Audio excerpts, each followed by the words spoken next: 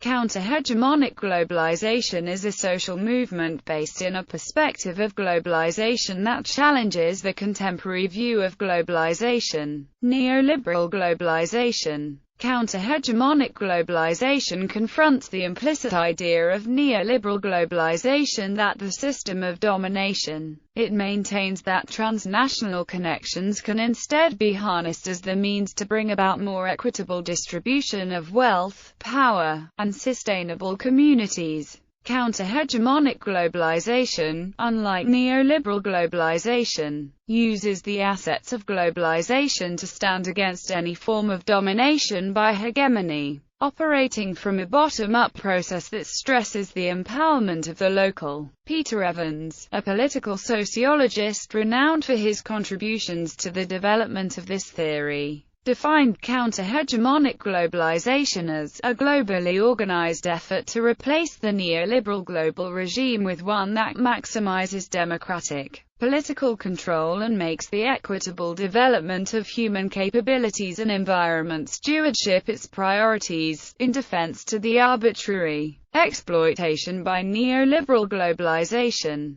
The number of advocates of counter-hegemonic globalization seems to have increased. There are already sets of transnational networks and ideological frames imposed by many activists pursuing the perspectives of counter-hegemonic globalization, collectively called the Global Justice Movement. The number of transnational non-governmental organizations supporting counter-hegemonic globalization have doubled between 1973 and 1983 and doubled again between 1983 and 1993. Furthermore, with the cultural and ideological diffusion of counter-hegemonic globalization proven significant in the recent Wall Street protest, the movement is beginning to be regarded as an effective and promising political antidote to the current domination-oriented globalization by many activists and theorists. While Peter Evans and Boaventura de Sousa Santos remain two prominent theorists who have contributed to the counter-hegemonic globalization theory, classic Marxist-socialist ideas are implicated in the theory. For example, Antonio Gramsci asserted that any struggle over globalization must be conducted at the level of the superstructure. The revolutionary bloc is no longer determined solely by objective and economic factors of class but through subjective factors related to shared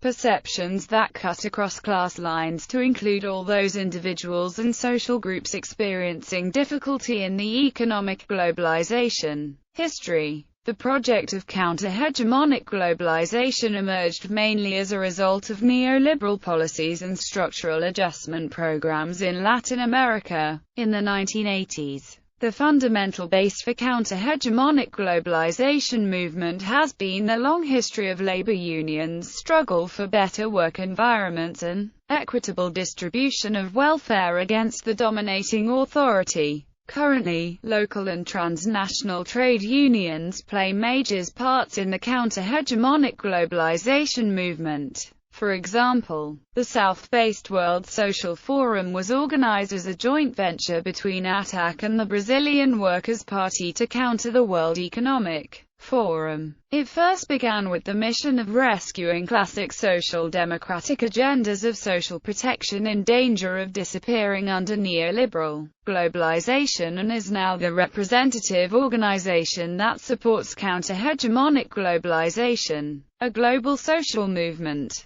originated from the workers' movement, the counter-hegemonic globalization movement has expanded to various different fields of social movements. Three primary pillars constitute counter-hegemonic globalization: the labor, women's, and environmental movements, respectively. The success of each of these three global social movements depends on being able to complement each other and generate broad alliances among them. Labor movement. Under the influence of neoliberal globalization, labor was systematically reconstructed into a spot market rather than a social contract between employer and employee. Employment was outsourced and informalized throughout different countries, and labor was bought and sold with minimum expectations regarding employment contract. Such security-threatening phenomenon triggered powerful global labor solidarity. Various NGOs and activists unified to fight for labor security against abrupt and powerful hegemonies sweeping across the globe. Teamsters UPS Strike. The 1997 UPS strike by the International Brotherhood of Teamsters is recognized as one of the most triumphant moments in the history of counter-hegemonic globalization movements, for it has perfectly demonstrated the nature of counter-hegemonic globalization. The Teamsters Union went on strike against the UPS because UPS was seen as representing the intrusion of the American model of aggressive, anti-union behavior, coupled with the expansion of part-time and temporary jobs with low pay and benefits and the use of subcontracting.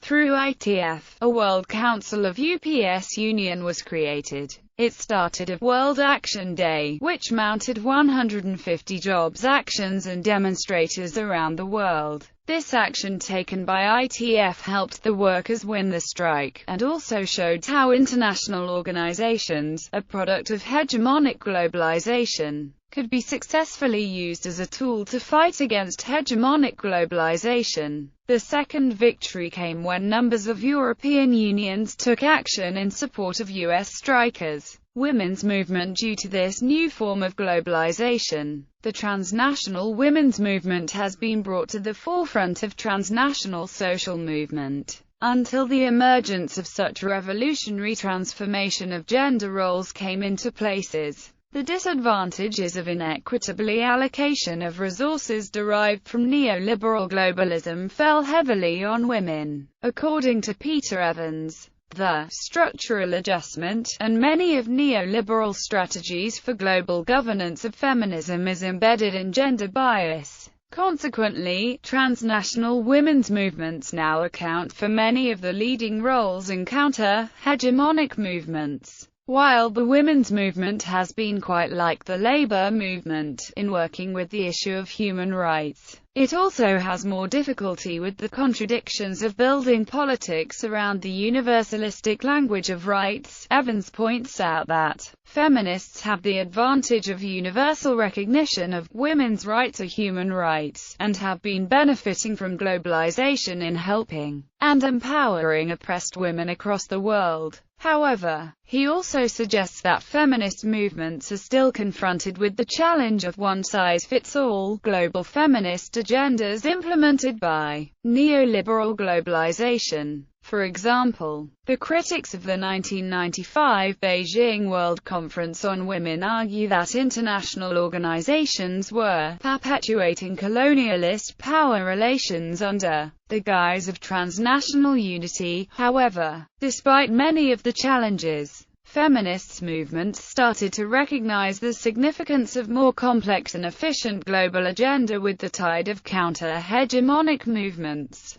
The adoption of CEDAW by the UN is considered equivalent of the victory in the Kyoto Accord on global warming. In addition, the development of a new organization in places such as India, South Africa, Turkey, and other countries in Southeast Asia, Africa and Latin America, called the Self-Employed Women's Association, has become an intricate part of many cultures and governments, due to the fact that this organization incorporates informal sector employment, consisting of the least privileged women of the Global South. SUA is considered the leading transnational organization to adopt feminism without borders agenda. Environmental movement. Global environment movements are usually considered the most successful of counter-hegemonic social movements. From environment movement's success, we see many advantageous correlations with the other two movements, labor movements and women's movements. Firstly, just like the other two movements,